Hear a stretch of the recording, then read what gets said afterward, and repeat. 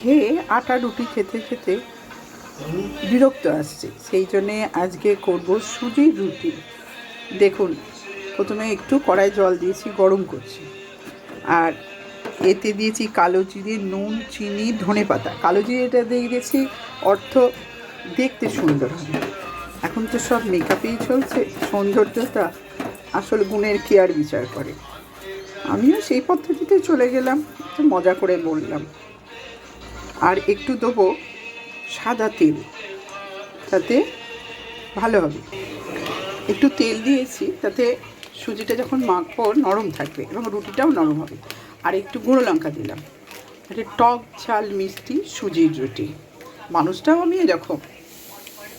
এই যে এবার সুজি দিতে শুরু করলাম, সুজিটা পুরো দিয়ে দিলাম। দিয়ে কড়াতেই খুন্তি দিয়ে নেড়ে নেড়ে একটু নরম করব।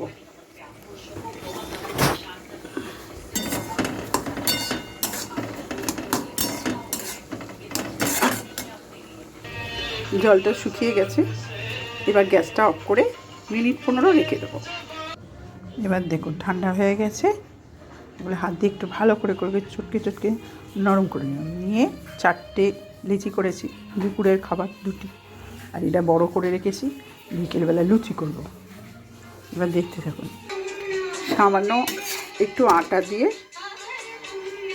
এটা বেলেছি, দেখুন কি সুন্দর হচ্ছে, ফুলে উঠেছে।